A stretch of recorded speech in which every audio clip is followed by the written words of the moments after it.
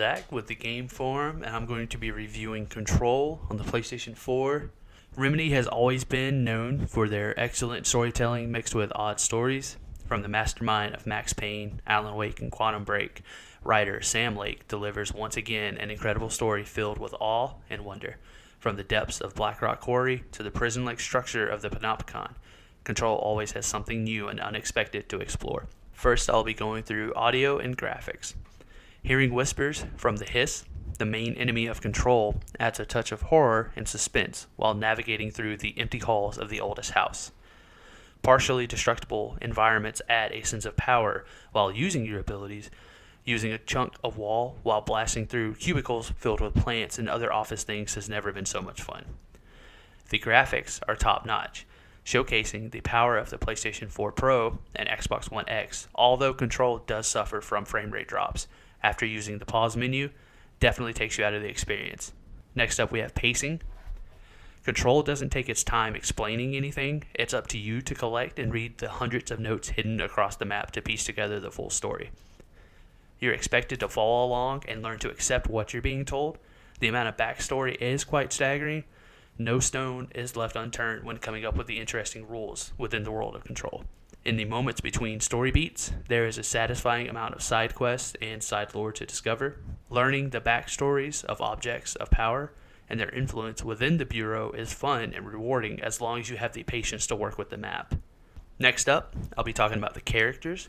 This is where Control really stands out. From Jesse Faden's stoic demeanor to Dr. Darling's eccentric personality, Control has some of the most fun characters of any Remedy game. Dr. Darling's workplace safety style videos explaining the astral plane and the Foundation are equally entertaining and confusing, but you learn to accept. Jessie's search for her lost brother keeps her motivation strong, and becoming the director makes it all the better, because the best way to find your brother at the oldest house is to take control of the Federal Bureau of Control. While the side characters are few and far between, they do make a lasting impression. Ahti is by far my favorite of Control, who is simply the janitor and without spoiling it much more. Next, I'll be talking about the story. It starts off with Jessie looking for her brother Dylan, who she believes is at the FBC, the Federal Bureau of Control. You unexpectedly find yourself becoming the director, which has its perks. Although it's strange that everyone is okay with you just somehow taking over, it doesn't take long before you realize that maybe things aren't what they seem. Control doesn't sit too long before it picks up the pace and moves along to doing your duties as director, from helping out your odd employees to actually getting rid of trash. I'm not kidding. The ending is much weaker than the rest, but it only makes you want more. Thankfully, we do have 2 pieces of major DLC coming shortly. Next up, we have gameplay.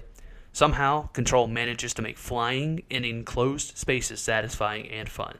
Taking down the various enemy types while hovering and using your Jedi-like abilities will always be a favorite of mine. There's also a gun that has a mind of its own, can transform into different weapons, can communicate to an upside-down pyramid in the astral plane known as the Board, and also chose you to be the director. The RPG-like mechanics are a welcome sight. Being able to upgrade your loadout and abilities keep the already fluid combat a bit more exciting. A free expedition mode was released in December, allowing players to explore randomly generated levels, gaining experience points to further power Jessie, which can be helpful when facing the various bosses in the game.